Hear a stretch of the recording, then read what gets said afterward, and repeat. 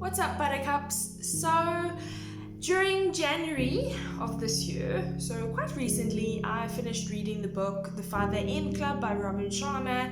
If you aren't aware of who that is, do yourself a favor and go Google him. He is absolutely amazing and just so knowledgeable on leadership and how to lead, and it's just incredible. So I really do recommend going to do a bit of a stalk. So this year I decided to take on the challenge of reading a book a month. So far so good. Feb, I'm a bit behind, but I have about 3 days left, so we're good. Okay, so this vlog is a book review on the 5 a.m. Club. I've never done a book review before, but I definitely plan to for every book that I've read this year. So that's a warning, like a forewarning in case, you know. Anyway, so I promise to be as honest as I possibly can, and hopefully, just hopefully, I can motivate you and push you to go read any of the books that I have chosen for my 12 months. So the 5 a.m. Club. Firstly, I am not a reader. Anyone who knows me knows I don't read. And when I do, I don't last. So confession time, if any of my old high school teachers are listening, I never read a book. I always skim read the books. So I'm one of those people that just the cover has to really interest me and really grab me, and if not, then I just don't. And I'm more of like a non-fiction reader. I don't do fiction, so if you do have any suggestions on a fiction book that would possibly blow my mind, I'm open to suggestions. Anyway, so back to the 5 a.m. Club. It is written in third person.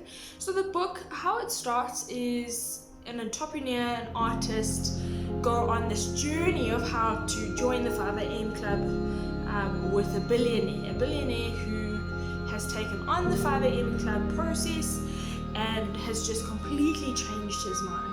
In the beginning, I didn't really like how it started, but I grew to love it.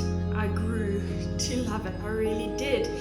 Just the theory behind everything and the explanations and the you'd think I'd have more words, but I really don't. So anyway, back to my point is that so Robin obviously goes on, it's like a story, so you go along with the journey, and he addresses certain things that I will probably mention in my videos to come, or videos I've already mentioned, such as why people procrastinate, or if you start a sideline job or project or opportunity, and then a few days later you stop because actually subconsciously everyone's afraid of success.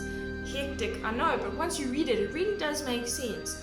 Anyway, so when I was reading the book, it really did start challenging and improve the way I thought about life and how I wanted to get things out of life. And so I did. I took up the 5 a.m. challenge. I don't get it right every day. Let's be honest. So the book goes on into detail. I don't want to give too much away. I'm so sorry, but I'm not going to.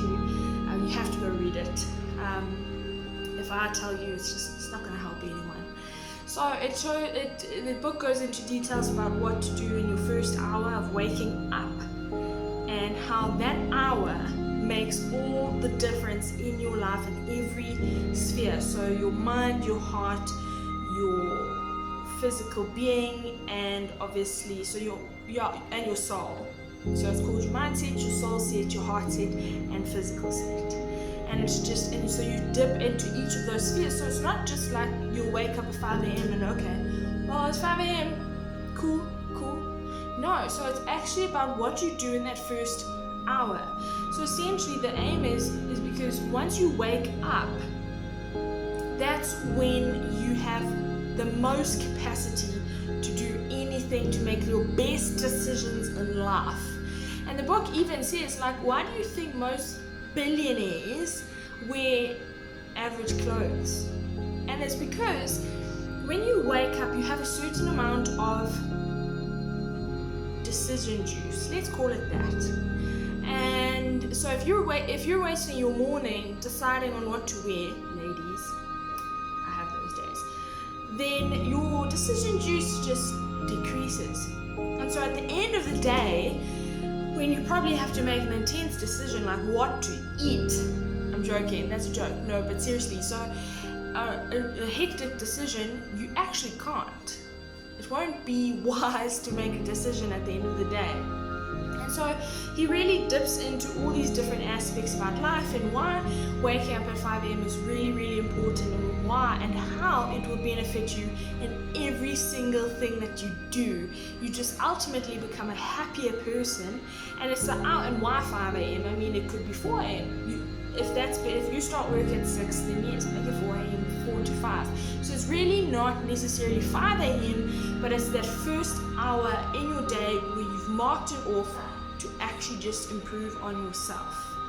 And it is the most incredible thing that you will ever do for yourself, and I highly, highly recommend that you read it and just give it a go. If my recommendations mean anything, I recommend it. So yes, I'm going to show you what it looks like now, but I'm going to flip the camera around. And then, when you do get it, send me a picture, tell me about it. Once you finish reading it, tell me if my review was poor or dead on. Okay, so I can't show you what the book looks like, but follow me on Instagram. This is a trick, it's not a trick, I'm lying. Follow me on Instagram and the picture of the book will